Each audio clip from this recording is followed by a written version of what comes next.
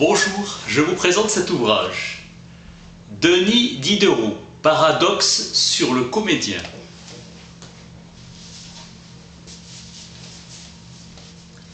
Il craignait que moins estimé, il ne fût moins aimé. Son ouvrage est plein d'idées communes. À sa lecture, un grand comédien n'en sera pas meilleur, et un pauvre acteur n'en sera pas moins mauvais. C'est au travail assidu et à l'expérience à perfectionner le don de nature. Le comédien imitateur peut arriver au point de rendre tout passablement. Le comédien de nature est souvent détestable, quelquefois excellent. Se méfier d'une médiocrité soutenue. Les mots ne sont pour l'écrivain que des signes approchés d'une pensée. Comment la nature, sans l'art, formerait-elle un grand comédien? Comment ce rôle serait-il joué de la même manière par deux acteurs? Celui qui sait rendre parfaitement une scène de Shakespeare ne connaît pas le premier accent de la déclamation d'une scène de Racine. L'acteur français et l'acteur anglais, qui conviennent unanimement de la vérité des principes, ne s'entendent pas. Maxime, ne vous expliquez point si vous voulez vous entendre. Les qualités premières d'un grand comédien, beaucoup de jugement, de la pénétration, égale aptitude à tous les rôles, nulle sensibilité. Si le comédien était sensible, pourrait-il jouer 2 fois de suite un même rôle avec le même succès? Imitateur attentif et disciple réfléchi de la nature, c'est l'inégalité des acteurs qui joue d'âme. Le comédien jouera de réflexion et d'étude de la nature humaine, de mémoire pour être un. Même accent, même position, même mouvement, glace toujours disposée à montrer des objets. Jeu parfait de Clairon, tragédienne dans le rôle de Phèdre, diction naturelle et costume plus vraisemblables historiquement. Elle sait par cœur tous les détails de son jeu comme tous les mots de son rôle. À force de travail, elle approche de cette idée. Pure affaire d'exercice et de mémoire. Sans froid à tempérer le délire de l'enthousiasme. Les grands poètes dramatiques sont spectateurs assidus de ce qui se passe autour d'eux. Nous sentons, nous, eux, ils observent. La sensibilité n'est guère la qualité d'un grand génie. Ce n'est pas son cœur, c'est sa tête qui fait tout. Remplissez la salle de pleureurs, mais n'en placez aucun sur scène. C'est l'œil du sage qui saisit le ridicule de tant de personnages divers. Les cris sont notés dans son oreille. L'illusion n'est que pour vous. L'extrême sensibilité fait des acteurs médiocres. Le manque absolu de sensibilité prépare les acteurs sublimes. Formule donnée par Eschyle, c'est un protocole de 3000 ans. Montrer les choses comme elles sont, c'est commun. Le vrai de la scène, c'est la conformité des actions. Nous voulons qu'au plus fort des tourments, l'homme garde le caractère d'homme. Universalité du talent et perfection du jeu. Il est du spectacle comme d'une société bien ordonnée. Chacun sacrifie ses droits primitifs pour le bien de l'ensemble et du tout. Étude du bon jugement. Établir une balance entre les talents divers des acteurs, de manière qu'il en résulte une action générale qui soit une. Il est rare que l'excellence d'un seul vous dédommage de la médiocrité des autres. Il faut s'être promené de longues années sur les planches. Obstacle à l'excellence d'un spectacle, l'âge. La sensibilité est aussi nuisible dans la société que sur la scène. L'homme sensible obéit aux impulsions de la nature. Le grand comédien observe les phénomènes. L'homme sensible lui sert de modèle et il médite. Un comédien qui ne peut prendre qu'une forme est un mauvais pantin. Plus les actions sont fortes et les propos simples, plus j'admire. L'homme de génie ose donner à ses personnages le ton simple de l'héroïsme antique. La sensibilité est la compagne de la douleur et de la faiblesse. Un orateur vaut mieux quand il imite la colère. Le poète sur la scène peut être plus habile que le comédien dans le monde. Diderot s'intéresse de près à l'art des comédiens.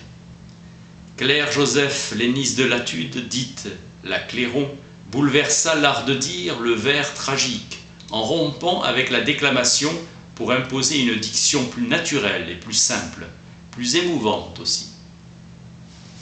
Virulent débat qui entoure l'art dramatique, dont Diderot se fait l'écho. L'Église s'obstine à refuser d'inhumer les comédiens. Il stigmatise l'état sulfureux. Au XVIIIe siècle, l'esprit philosophique s'épanouit. Élaboration de la grande entreprise des Lumières, l'encyclopédie. Caractère mémoriel de l'entreprise, rassembler les connaissances. Synthèse la plus universelle des savoirs. Diderot propose une synthèse sur le jeu d'acteur, prolongement du dictionnaire raisonné des arts, des sciences et des métiers, titre exact de l'encyclopédie. Soumettre ce que l'on croit à la raison. Le philosophe agit en tout par raison. Le lecteur est invité à mettre en question les interdits. Le titre de l'ouvrage Paradoxe est révélateur du désir d'aller à contre-courant. L'époque est à la remise en cause des pratiques admises, esclavage, exercice du pouvoir absolu, etc. La thèse de Diderot va à l'encontre du bon comédien des salons. Désir d'un savoir mieux maîtrisé et plus étendu, valoriser l'homme et ses pratiques artistiques. Le paradoxe est un texte de réflexion sur la pratique de l'acteur et sur le jeu du comédien. Le dialogue, un outil pour philosopher. Souci de se rattacher à l'Antiquité et de se situer dans une noble filiation. Le dialogue est garant d'un texte ouvert. La contradiction n'est pas rejetée. Le dialogue se nourrit de la contradiction. Les Lumières en font un outil pédagogique. Diderot prouve la nécessité du sang-froid chez le comédien et va contre le prétendu enthousiasme.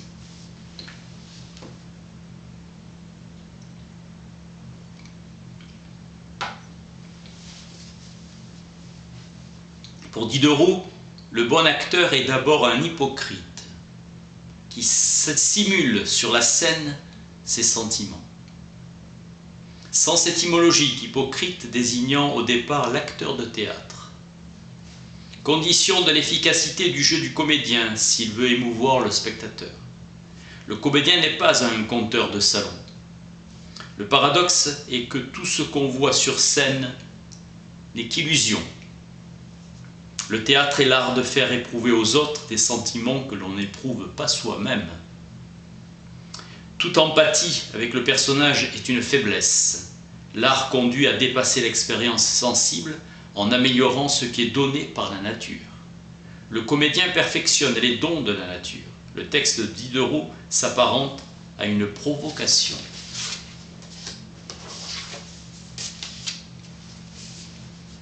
La comédienne Edwige Feuillère dira de l'ouvrage qu'il ne suffit pas d'être sensible, mais il est indispensable d'être ému pour émouvoir. Encore faut-il devenir soi-même émouvant en domptant sa propre émotion. Pour Louis Jouvet, la lucidité et la faculté observatrice que Diderot prend pour une manifestation de l'intelligence de l'acteur, c'est encore et toujours sa sensibilité, élevée jusqu'à l'intuition.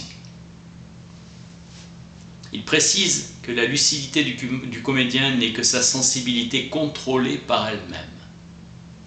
Il préfère le terme d'insincérité, insincérité, à insensibilité. Pour le comédien Michel Bouquet, le paradoxe est une référence majeure. Indignation au XIXe siècle que l'acteur soit insensible. On admet aujourd'hui que la sensibilité en elle-même n'est pas garante de la qualité du jeu et on salue Diderot. Jouer la comédie consiste à devenir le contraire d'une vedette. Paradoxe de notre temps dévolu au culte du nom. L'essentiel pour Bouquet est de comprendre parfaitement la situation que l'on joue, de saisir ce qu'a voulu l'auteur, de savoir s'effacer derrière lui. Le public n'est jamais ému par un acteur ému, mais cela lui inspire du dégoût.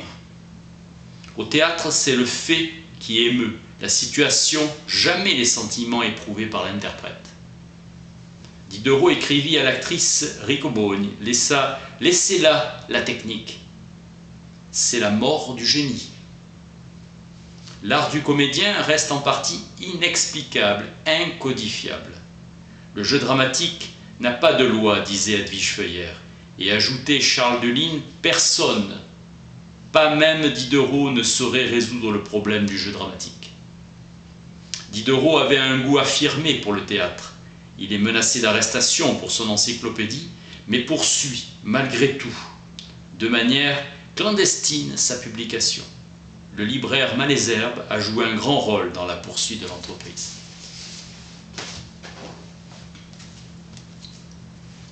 Denis Diderot, paradoxe sur le comédien. Merci.